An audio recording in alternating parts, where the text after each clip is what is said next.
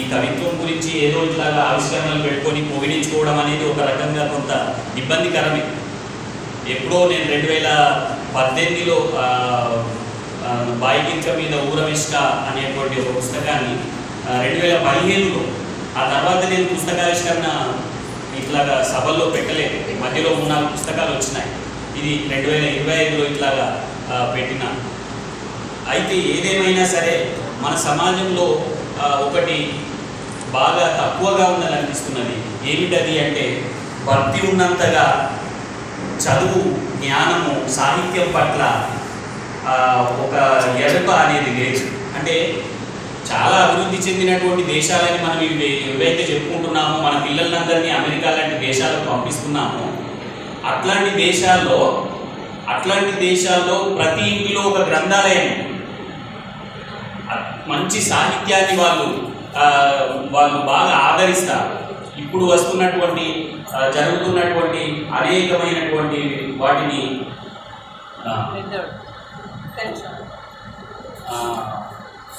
బాబు చెప్పు. మా పెద్ద అబ్బాయి అమెరికాలో ఉన్నాడు. వాడు 4 మాటలు ఏమో మాట్లాడాలనుకున్నాడు. మాట్లాడినాడు.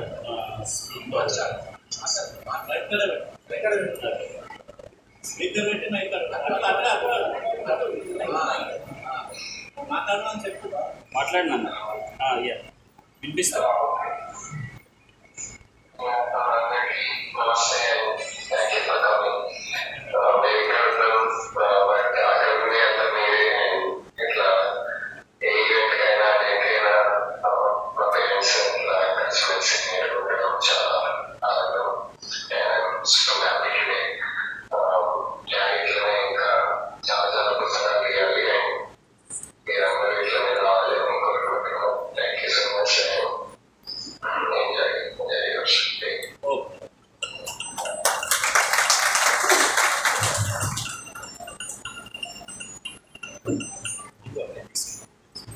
సరే, అయితే నా ఉద్దేశం ఏంటంటే మనం ఒక ఎదుగుతున్నటువంటి సమాజంగా ఉండాలంటే మనలో ఉండేటువంటి చాలా అజ్ఞానం పోవలసినటువంటి అవసరం ఉంది. మనం ఇంకా ప్రాచీన భూస్వామ్య వ్యవస్థల్లో ఉండేటువంటి కాలంలో ఉన్నట్టుగానే అవే పాతనైనటువంటి పద్ధతుల్లో ఉన్నామేమో. అందుకే మన సమాజంలో ఇంకా పేదరికము, దుఃఖము, అజ్ఞానం ఇట్లాంటివి చాలా విలయతాండవం చేస్తూ ఉన్నాయి. నిజానికి అక్షరము కనుక మనం ఆరాధించడం మొదలు పెడితే అది అన్ని దేవతల కన్నా గొప్పనైనటువంటి దేవత అక్షరం. దాన్ని కనుక దాన్ని సరే, మన పూర్వీకులు దాన్ని సరస్వతి అన్నారు. అది ఏదైనా సరే దాన్ని ఆ అక్షరం అనేటువంటి జ్ఞానాన్ని, ఆ అక్షరంలో ఉండేటువంటి జ్ఞానాన్ని కనుక మనం సొంతం చేసుకుంటే, నాకు ఒక సామెత ఎప్పుడు గుర్తుకొస్తుంటుంది. చైనా వాళ్ళు ఒక మాట చెప్తారు. ఏమిటది అంటే, మీ దగ్గర 2 రూపాయలు ఉంటే 1 రూపాయితో రొట్టె కొనుక్కో, ఇంకో రూపాయితో ఒక పువ్వు కొనుక్కో అంటారు. ఆ రొట్టె మన శారీరకమైనటువంటి దానికి సంబంధించి, పువ్వు అనేది మన మానసికమైనటువంటి దానికి సంబంధించినటువంటి. అంటే మన మానసికమైనటువంటి ఎదుగుదల లేకుండా మనం భౌతికంగా ఎన్ని సంపదలు సంపాదించినా, ఎన్ని ఉన్నా సరే మనం తృప్తిగా ఉండలేము. కాబట్టి మన మానసికమైనటువంటి ఎదుగుదలకు ప్రాధాన్యత ఇవ్వవలసినటువంటిది బాగా ఉంది అని నేను అనుకుంటాను. అట్లాగే మనకు శ్రీనారాయణ రెడ్డి లాంటి వాళ్ళు ఒక మాట చెప్తారు. మనిషి యొక్క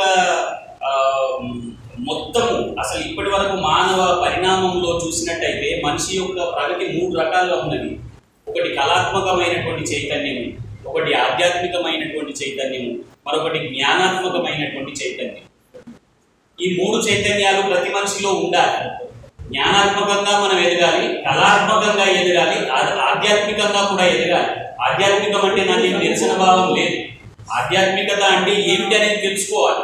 కేవలం మూర్తి పూజ చేయడమే ఆధ్యాత్మికతన, కేవలము మంత్రాలు, యాగాలు, యజ్ఞాలు ఇవి మాత్రమే ఆధ్యాత్మికతన అనేది మనం తెలియకుండా మనం ఉన్నంత కాలము మనం మోసపోతూనే ఉంటాం.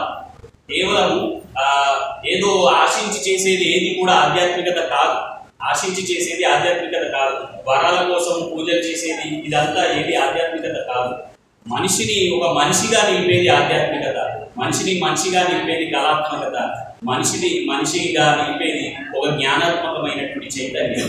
అణుబాంబులు అణు విద్యుత్తును కనిపెట్టినటువంటి జ్ఞాని, అద్భుతమైనటువంటి జ్ఞాని ఎవరు?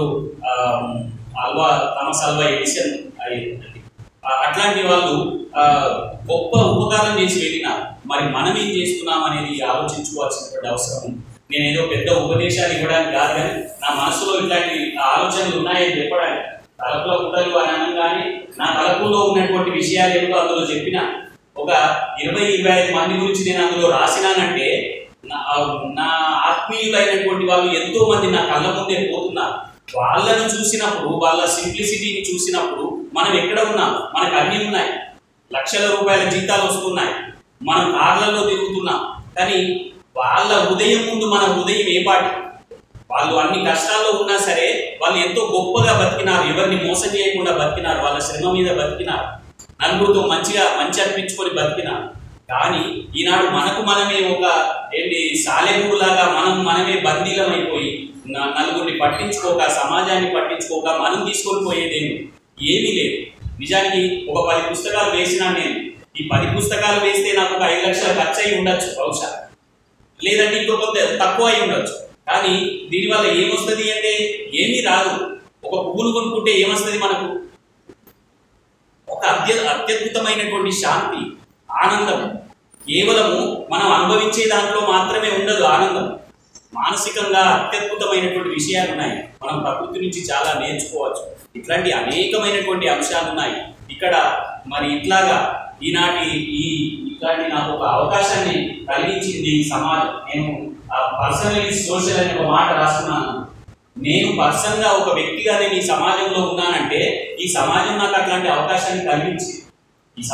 నిజానికి మనం చాలా సమాజాలను చూస్తే చాలా సమాజాల్లో చాలా విధ్వంసం ఉన్నాయి. కానీ మన భారత సమాజంలో ఒక మంచి ఒక సమైక్యత ఉంది, భిన్నత్వంలో ఏకత్వం ఉంది. మనకు అత్యద్భుతమైనటువంటి గొప్ప గొప్ప మహర్షులు, సంప్రదాయాలు కలిగినటువంటి బుద్ధుని లాంటి వాళ్ళు, ఇట్లాంటి వాళ్ళు ఎంతో వచ్చినారు. మహాత్మా గాంధీ లాంటి వాళ్ళు, ఇట్లాంటి వాళ్ళు మనకు ఆచరణ చూపినటువంటి వాళ్ళు మనకు అహింస పరమో ధర్మ అని చెప్పినటువంటి వాళ్ళు మనకు ఆదర్శం కావాలి. కానీ హింస పరమో ధర్మ అనేటువంటి పోకడలు ఇప్పుడు పెచ్చరిల్లుతున్నాయి. ఎక్కడ చూసినా కానీ హింస అనేది ప్రధానంగా మారుతూ ఉన్నది. మరి ఇట్లాంటి సమయాల్లో మన దేశం, మనము ప్రశాంతంగా ఉండాలంటే అందరినీ ప్రేమించడం నేర్చుకోవాలి.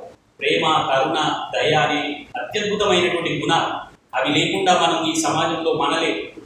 కనుక అట్లాంటి వాటిని మనల్ని మనం శుద్ధి చేసుకుంటూ ముందుకు వెళితే సాహిత్యమైనా ఏదైనా కవిత్వం రాయడం మాత్రమే గొప్ప కాదు, ఒక మనిషిగా బతకడం గొప్ప. నరుడవుట దుర్లభము సుమ్ము అని అంటారు.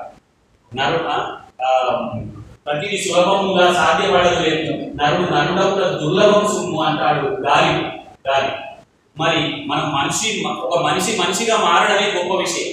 ఆ మనిషిగా మారడానికి ఈ సాహిత్యం అంతా కూడా నన్ను నేను మార్చుకోవడానికి, అట్లాగే నా చుట్టూ ఉన్న సమాజాన్ని ఎంతో కొంత మార్పు తేవడానికి నా ప్రయత్నం నేను చేశాను అనుకుంటున్నాను. మరి ఇందులో నేను ఎవరైనా మర్చిపోతానేమో అని రాసుకొని వచ్చిన ఒక్కసారి చూసి ముగిస్తాను. దబ్బన మరి చాలా దూర భారాలు ఓర్చుకొని వచ్చిన వాళ్ళు ఉన్నారు. అట్లాగే నేను మా పిల్లలు ఇందాకనే మా వేదశీర్షి మాట్లాడినాడు, మా పెద్ద కొడుకు, అట్లాగే మా కోడలు సాయి శరణ్య, వాళ్ళిద్దరూ కూడా చాలా అద్భుతమైనటువంటి ఒక జంటగా ఉంటూ అమెరికాలో ఉన్నప్పటికీ కూడా తల్లిదండ్రులు, అత్తమామ ఎవరు లేకపోయినప్పటికీ కూడా వాళ్ళు జీవితాన్ని అత్యద్భుతంగా నిర్వహించడం అనేది గొప్ప విషయం. మనం ఈ రోజుల్లో చూస్తున్నాం, ఇవాళ పెళ్ళైతే తెల్లవారితే గొడవలు వస్తున్నాయి, అట్లాగే ఎన్నో ఉంటున్నాయి సమస్యలు. అట్లాంటి సందర్భం లోపల అట్లాగే వాళ్ళు ఒక అద్భుతమైన జీవితాన్ని గడపడం నాకు చాలా ఆనందాన్ని ఇచ్చే విషయం. అట్లాగే మా చిన్నబ్బాయి కూడా అమెరికాలోనే ఉన్నాడు. వాడు కూడా తన సొంత కాళ్ళ మీద నిలబడి ఒక ఉద్యోగాన్ని సంపాదించుకోవడం నాకు అత్యద్భుతమైనటువంటి ఆనందం, పుత్రోత్సాహం తండ్రికి కదా. అందుకు అట్లాంటి ఒక ఆనందాన్ని నేను అనుభవిస్తూ ఉన్నాను. వాళ్ళకు కూడా అంటే ఇప్పుడు నిజంగానే ఇంట్లో సామరస్యం లేకుండా మనం బయట ఎంత సాధించినా అది వ్యర్థమే. దానికి అత్యద్భుతమైనటువంటి నా సతీమణి సంతోష నాకు నా జీవితాంతం కూడా ఎంత నేను తిరిగి ఇచ్చినా కూడా తీరనటువంటి రుణాన్ని, ఆ రుణగ్రస్తుని అయినాన్ని అట్లాంటి సంతోషం ఉండడం కూడా నాకు చాలా అంటే నేను ఆమె పుస్తకం అంకితమిచ్చినప్పుడు ఒక మాట రాసుకున్నా, అమ్మ గొంగు విడిచిన తర్వాత ఆలిగొంగు పట్టుకున్నాను నేను అని. అట్లాంటి అత్యద్భుతమైనటువంటి నా శ్రీమతి సంతోషం కూడా నా తరఫున ఈ సందర్భంగా కృతజ్ఞతలు తెలియజేసుకున్నాను. అట్లాగే దాదాపు నేను అందరినీ ప్రస్తావించినట్టున్నాను. అలాగే ఈ పుస్తకం రూపకల్పనలో మా కోడలు బైరి నవీన్ కుమార్ ఈ పుస్తకాన్ని అంతా కూడా డిజైన్ చేసింది మా అల్లుడు అమ్మ సటకు బైరి నవీన్ కుమార్. వారికి కూడా నా యొక్క కృతజ్ఞత తెలియజేసుకున్నాను. అట్లాగే మా గౌతమి మరియు అల్లుడు రాజశేఖర్ వచ్చి ఉంటారనుకుంటాను, వారికి కూడా కృతజ్ఞతలు, వారికి ఆహ్వానం చెప్పిన నేను. అట్లాగే ఎన్నిల ముచ్చట్ల మిత్రులు అందరూ ఇక్కడ ఉన్నారు, తెరవే మిత్రులు ఉన్నారు, వాళ్ళందరికీ కూడా పేరు పేరున నా యొక్క ధన్యవాదాలు తెలియజేస్తూ ఉన్నాను. అట్లాగే ఈనాడు ఈ కార్యక్రమానికి ఇచ్చేసినటువంటి మీ అందరికీ కూడా ఈ వేదిక పైన ఉన్నటువంటి ప్రతి ఒక్కరికి కూడా పేరు పేరున నా యొక్క ధన్యవాదాలు తెలియజేస్తూ, మరి ఇంతటి గొప్పగా ఈ కార్యక్రమాన్ని నిర్వహించినటువంటి మిత్రుడు సివి కుమార్ చాలా ఇంతకుముందే అందరూ గుర్తు చేస్తున్నారు, మా అధ్యక్షుడిలో చాలా మార్పు వచ్చింది. మరి ఇంత సమయాన్ని సందర్భాన్ని దృష్టిలో ఉంచుకొని ఈ కార్యక్రమాన్ని నిర్వహించినటువంటి మిత్రుడు సివి కుమార్ కూడా హృదయపూర్వకమైన ధన్యవాదాలు తెలియజేస్తున్నాను. అందరికీ నమస్కారం.